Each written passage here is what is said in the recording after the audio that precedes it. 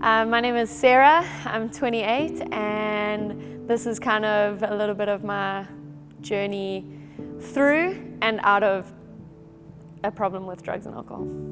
I mean, I probably experimented a bit with alcohol throughout high school, but it wasn't really a huge issue that I struggled with until I was about 21. I had some friends who kind of just casually used drugs, but I sort of avoided that until after high school. And then probably the main reason that I ended up getting involved in drugs and alcohol was just because of the people that I was hanging out with. I really, they were all doing it, and so it kind of was a normal thing.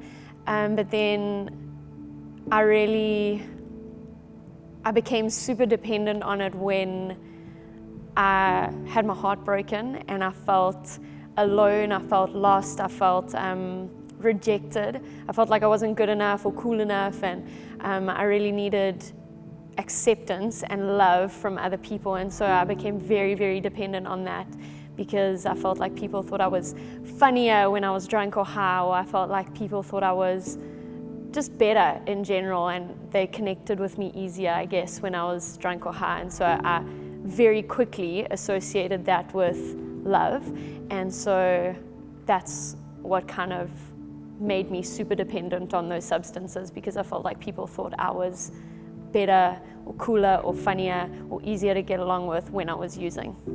With drinking and with alcohol, it sort of just started to become a more natural, normal thing that I was doing.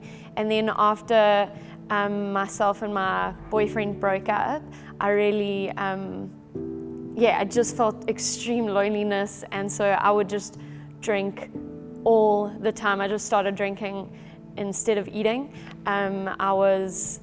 I struggled with severe anxiety after that relationship ended, and so I really wasn't eating much, and then I would just go out every night to try and block it out or forget about it or move on or whatever.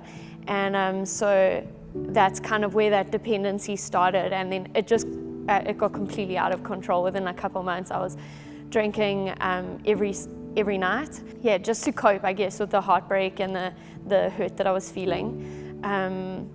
But it caught me off guard because I didn't go in with an intention of just getting wrecked initially. It was just something that all of my friends were doing, and we were kind of just hanging out and doing stuff like that, and just very quickly it overtook me, and I was doing it every night, and I was doing it to function, I was doing it to have fun. Kind of one of the turning points for me, or the main turning point for me getting out of that lifestyle, was there's only probably about 3 sort of moments that I can remember from that night that's come back in kind of these little flashbacks that I have. I'd gone to a friend's birthday party and just gotten completely out of control. I drank too much, I did drugs, and I was with some people who just weren't good for me, and I ended up in the back of someone's car having sex with some random guy. I then went inside the house. I remember taking a friend's car keys. Everyone else was sleeping, and I stole her car because I couldn't find my own car keys. And then I tried to get out of the property, but I didn't. I was just so out of it, I drove straight into the wall. The wall of the gate, and then eventually someone heard that and they came to open the gate to fix the gate, and I just drove out, and people didn't know where I was going or what I was doing, and I ended up at my house, which was kind of a couple kilometers down the road from there. And I just woke up the next morning obviously feeling rotten, but not even knowing anything, and I checked my phone and there were messages from people, and they were like, "Where are you?" And my friend was like, "Did you take my car?" And I was like, "What? No ways." And I just looked outside of my bedroom window and just saw her car there, and I was like, "Oh, what have I done?" And kind of eventually after that, my friend whose car I'd taken kind of sat me down a few days later, and she was like, "Look, this isn't healthy for you. I don't like who you are when you drink. I don't like who you're becoming. And I think that I speak on behalf of a few other people." And so that was kind of a real shock for me, realizing sherbet. I thought all along, because people would laugh and joke, and we would have so many jokes about who I was when I was drunk. that I thought everyone supported it. And that was kind of a shock for me to realize that like not everybody loved who I was becoming and what I was becoming. And so that moment was a real kind of turning point for me, where I realized like, shucks, I can't keep doing this. I'm just destroying friendships. I'm destroying other people's lives, other people's relationships, and my own. So getting out of that lifestyle was really hard. I think people just think like you can make a decision and then you just kind of walk out, but it's not like that at all.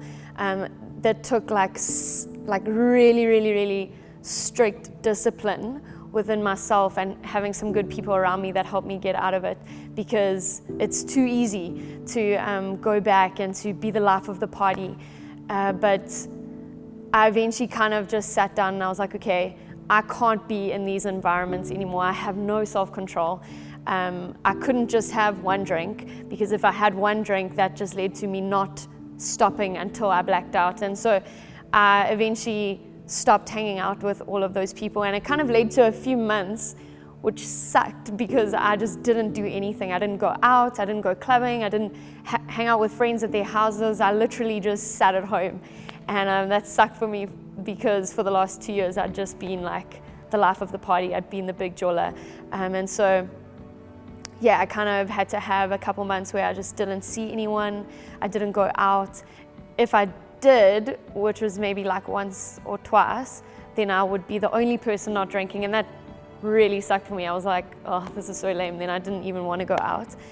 If I could offer any advice to anyone out there and to my past self, it would just be not to worry so much about fitting in with other people or about what other people think about me. This is my story. What will your story be?